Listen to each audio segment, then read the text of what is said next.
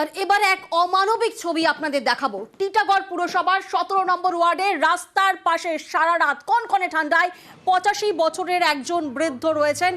আত্মীয়রা, পরিবারের লোকজনই এভাবে রাস্তায় রেখে চলে যান ওনাকে এবং ওনার জমানো সব টাকাও তুলে নেন তারা। অমানবিক এই ছবি ধরা পড়লো আমাদের ক্যামেরায়। টিটাগড় পুরসভার 17 নম্বর ওয়ার্ডের ছবি। শুধু বলতে পারছেন উনি তার বাড়ি কলকাতার কেশব সেন স্ট্রিটে।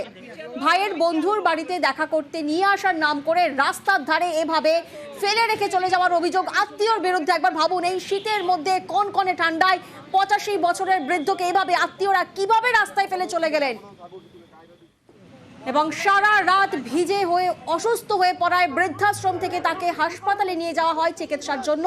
এবং আত্মীয়রা বারবার অভিযোগ উঠছে আত্মীয়দের বিরুদ্ধে, আত্মীয়রা সব টাকা নিয়ে নিয়েছে বলে অভিযোগ করছেন এই বৃদ্ধ। কে রেখে গেল আপনাকে?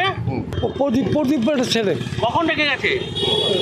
রাত্রে আবার খাবো বলে খালি ঘুরাচ্ছে, কিন্তু খেতে দিচ্ছে না। কিসে করে নিয়ে এসেছিল? ওদের একটা গাড়ি ছিল, হ্যাঁ। সেই গাড়িতে নিয়ে এসছে, রাস্তা ফেলে দিয়ে গেছে। ভাতও দেয়।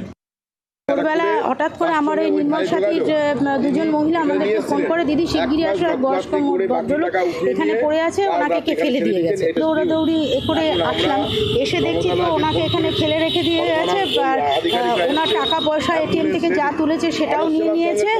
আর আমাদেরকে ওনার ভাগনা বলছেন যে উনি ভারত সেবাশ্রম থেকে পালিয়ে এসেছেন, ওনার পক্ষে কি পালানো সম্ভব? ভাই আর ভাগনার কাছে উনি থাকতেন, এবার এনারা যে এনার এটিএম থেকে টাকা তুলেছেন, তারপরে ওনারা টাকাটা নিয়ে সারা দুনিয়া ঘুরিয়ে বলছে আমাকে একটু ভাতও খেতে দেয়নি, শুধু খাওয়াবো করেছে, করে ফেলেছে। হ্যাঁ, আমি অ্যাম্বুলেন্স ফোন করলাম, খড়দা থানাতে ফোন করেছি, ওনার পরিবারের লোকের সঙ্গে যোগাযোগ করেছি।